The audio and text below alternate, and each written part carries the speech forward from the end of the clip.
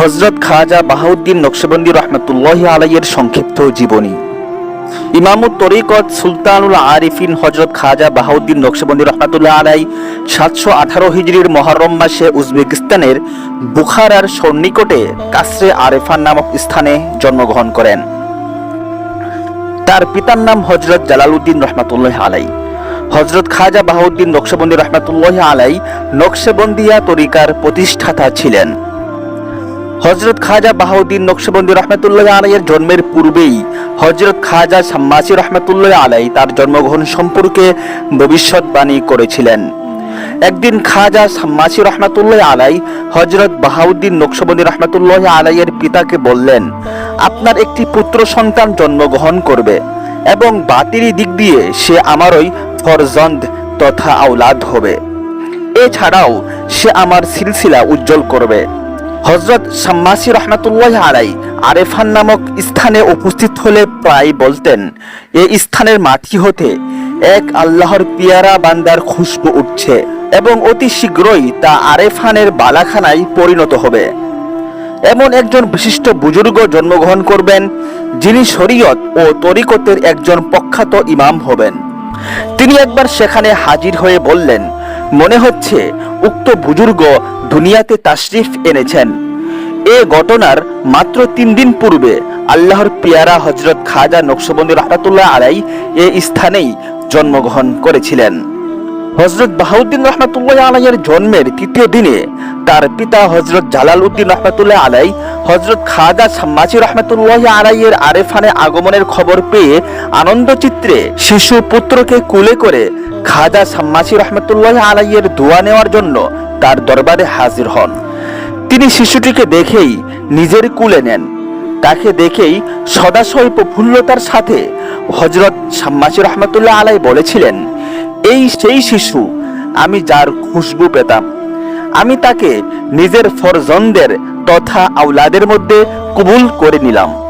অতঃপর শিশুর পিতার প্রতি লক্ষ্য করে তিনি বললেন, এই শিশু সন্তানকে হেফাজত করবেন। তারপর নিজের খলিফা হযরত সৈয়দ আমির কালাল রহমতুল্লাহ আলাইকে সম্বোধন করে বললেন, আমি আপনাকে যা কিছু দান করেছি তা এই শিশুর আমানত। আমার এই আওলাদের তরিকতের শিক্ষায় যদি আপনি একচুল পরিমাণও গাফলতি করেন তাহলে কিয়ামতের দিন আমি আপনাকে মাফ করব না। এর উত্তরে আমির কালাল রহমতুল্লাহ আলাই আরজ করলেন, যদি আমি তার তরবিয়ত তথা শিক্ষায় গাফলতি করি তাহলে আমি মানুষ নই। এই মহামানব শিশু খানদানের দিক হতে ইমাম হাসান রাদিয়াল্লাহু তাআলা আনহু এবং ইমাম হুসাইন রাদিয়াল্লাহু তাআলা আনহুর বংশধর ছিলেন। 3 দিনের শিশু বাবার সাথে শাম্মাসি রহমতুল্লাহ আলাইয়ের দরবারে এসেই মহা সম্মানে ভূষিত হলেন।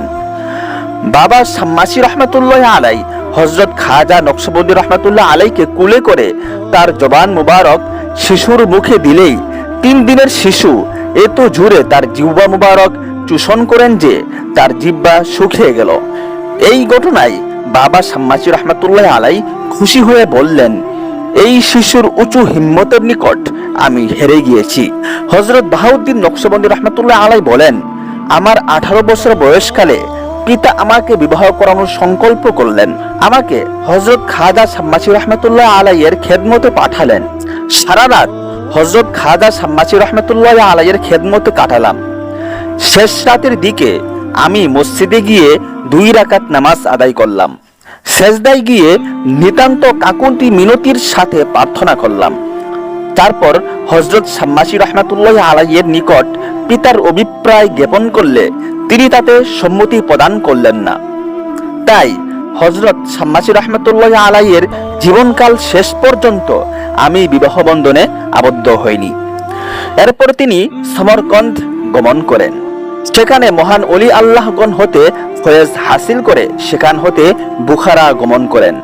পরবর্তীতে বুখারায় বিবাহ করে নিকটতম স্থানে বসবাস শুরু করেন। ইতিমধ্যে হযরত সৈয়দ আমির কালাল রহমতুল্লাহ আলাই বুখারায় শুভাগমন করেন। তখন হযরত বাহাউদ্দিন রহমতুল্লাহ আলাই তার নিকট বায়াত হন এবং রুহানি তালিম হাসিল করতে থাকেন। রুহানি তালিম সম্পূর্ণ করার পর হযরত সৈয়দ কালাল রহমাতুল্লাহ আলাই হযরত খাজা বাহাউদ্দিন নকশবন্দি রহমাতুল্লাহ আলাইকে বলেন, আমি আমার মুর্শিদ হযরত শাম্মাচি রহমাতুল্লাহ আলাইয়ের নির্দেশ অনুযায়ী আপনার রুহানি তালিমের কাজ করে দিলাম, কিন্তু আপনার যোগ্যতা অনেক ঊর্ধ্বে। অতএব আমি আপনাকে অনুমতি দিচ্ছি যে যার নিকট হতে ফয়েজ হাসিল করতে চান করতে পারেন। তার অনুমতি পেয়ে তিনি হযরত শেখ ফাতাহ রহমাতুল্লাহ আলাই এবং হযরত খলিল আকবর রহমাতুল্লাহ আলাইয়ের খেদমতে গমন করেন, তথায় তাদের নিকট হতে বাতিনি ফয়েজ লাভ করেন।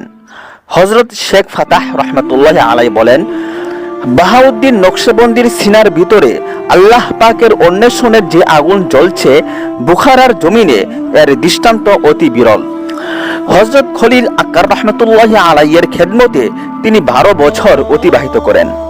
তারই সঙ্গে তিনি 2 বার হজে গমন করেন। কিছুকাল পর খলিল আকবর রহমাতুল্লাহ আলাই ওই অঞ্চলের এক রাজ্যের শাসনকর্তার পদ লাভ করেন। তিনি সেখানে সুলতান খলিল আকবর রহমাতুল্লাহ আলাই নামে খ্যাত হন। হযরত খাজা বাহাউদ্দিন রহমাতুল্লাহ আলাই বলেন, বাদশাহীর জামানায়ও আমি তার মধ্যে যে সমস্ত বিষয় দেখতে পেয়েছি, তাতে তার প্রতি আমার মন আরো বেশি ঝুঁকে পড়ে। তার বাদশাহীর কালে 6 বছর আমি তার সোহবতে ছিলাম। এ সময়েও তিনি আমাকে তরিকতের নানাবিধ শিক্ষা দিয়েছেন। হযরত খিজির আলাইহিস সালাতু ওয়াস সালামের সাক্ষাৎ লাভ। একদিন তার শায়েখ হযরত আমির কালাল রহমাতুল্লাহ আলাইয়ের সাথে সাক্ষাতের উদ্দেশ্যে রওনা হন। পথে জৈনক ব্যক্তির সাথে তার সাক্ষাৎ হয়। তার মুখমণ্ডল কাপড়ে আচ্ছাদিত ছিল। উক্ত ব্যক্তি তার সাথে কথা বলতে চাইলেন, কিন্তু তিনি সেদিকে কোনো ভ্রুক্ষেপ করলেন না। সুজা স্বীয় শায়েখের খেদমতে হাজির হলেন। তার শায়েখ তাকে বললেন, পথে আপনার সাথে যার সাক্ষাৎ হলো তার সাথে কথা বলেননি কেন? তিনি ছিলেন হযরত খিজির আলাইহিস সালাতু ওয়াস সালাম। উত্তরে হযরত বাহাউদ্দিন নকশবন্দি রাহমাতুল্লাহ আলাই বলেন, হুজুর, আমি আপনার খেদমতে আসছিলাম, এজন্য অন্য কোনো দিকে লক্ষ্য করিনি। হযরত বাহাউদ্দিন নকশবন্দি রাহমাতুল্লাহ আলাইকে নকশবন্দি বলার কারণ ইতিহাস থেকে জানা যায়, হযরত বাহাউদ্দিন নকশবন্দি রাহমাতুল্লাহ আলাই তার মুরিদদিগকে আল্লাহ শব্দের নকশা লিখে দিতেন, যাতে তারা ধ্যানের মাধ্যমে এই নাম পাকের নকশা স্বীয় কলাবে বসাতে পারে। নকশবন্দ শব্দের অর্থ চিত্তকর। এই তরিকার সুফিরা আল্লাহর মহিমার চিত্র হৃদয়ে ধারণ করেন, এ অর্থে তাদেরকে নকশবন্দি বলা হয়। এবং হযরত বাহাউদ্দিন নকশবন্দি রাহমাতুল্লাহ আলাই এজন্য নকশবন্দি উপাধিতে সুখ্যাতি অর্জন করেন। তিনি যে সিলসিলার বায়াত গ্রহণ করতেন তা সিলসিলায় নকশবন্দিয়া নামে খ্যাতি অর্জন করে। তিনি ও তার সুযোগ্য খলিফাগণের ঐকান্তিক প্রচেষ্টায় এই সিলসিলার মাধ্যমে ইসলামের পতাকা দেশে বিদেশে প্রচার ও প্রসার লাভ করে। হযরত বাহাউদ্দিন নকশবন্দি রাহমাতুল্লাহ আলাইয়ের মৃত্যু। হযরত বাহাউদ্দিন নকশবন্দি রাহমাতুল্লাহ আলাই 791 হিজরির রবিউল আউয়ালের 3 তারিখে 73 বছর বয়সে কাসরে আরেফানে শেষ নিঃশ্বাস ত্যাগ করেন এবং সেখানেই তাকে সমাহিত করা হয়। ইন্না লিল্লাহি ওয়া ইন্না ইলাইহি রাজিউন। আল্লাহ তাআলা আপন অনুগ্রহে তাকে জান্নাতুল ফিরদাউস নসিব করুন, আমিন।